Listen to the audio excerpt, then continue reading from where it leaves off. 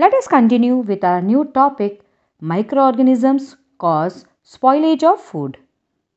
Children, at home, we often see that if some fruits and vegetables are either not consumed for a few days or if not stored properly, they get spoiled after a few days. Their color changes, they start giving a bad smell and do not taste good. For example, bread starts growing green mold or patches due to a fungus called bread mold. The food gets spoiled due to the action of microorganisms. They produce toxic substances. These toxic substances make the food poisonous and unfit for eating. If eaten, it can lead to vomiting, diarrhea, and pain in the abdomen. Hence, it is important to preserve the food from getting spoiled. Food can be protected from getting spoiled by using different techniques of food preservation. Now, what do you mean by food preservation? The process by which spoilage of food is prevented by using chemical or physical methods is called food preservation. Let us understand different methods used for food preservation. First, chemical method. Some chemicals such as sodium benzoate and sodium metabisulfite can be added to the food items to control the growth of microorganisms. These are called preservatives, commonly used in jams, jellies, etc.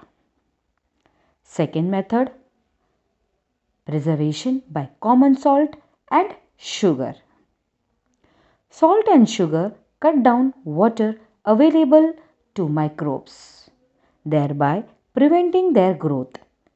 Common salt is used to preserve pickles, fish, meat, etc.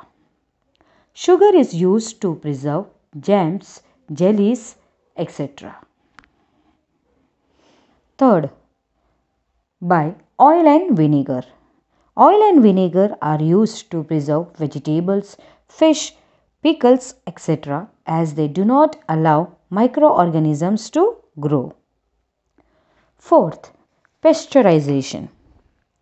It is a technique which is used mostly in the dairy industry to preserve milk. This milk is also known as pasteurized milk. This technique was discovered by Louis Pasteur.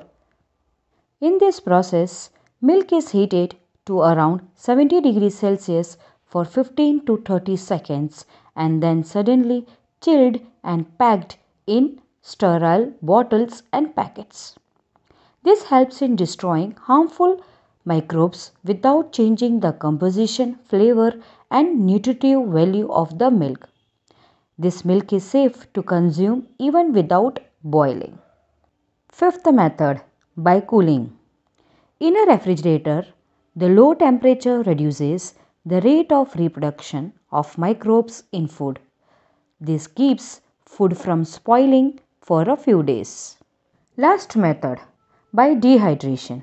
It is the method of removing moisture from food items.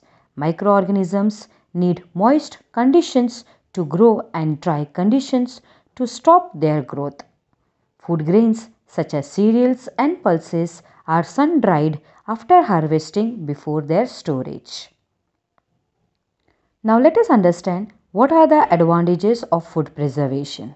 First, it decreases the wastage of food by avoiding spoilage.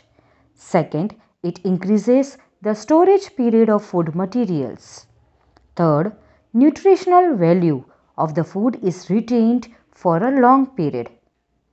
Fourth, it ensures the availability of food at distant places and during the off season.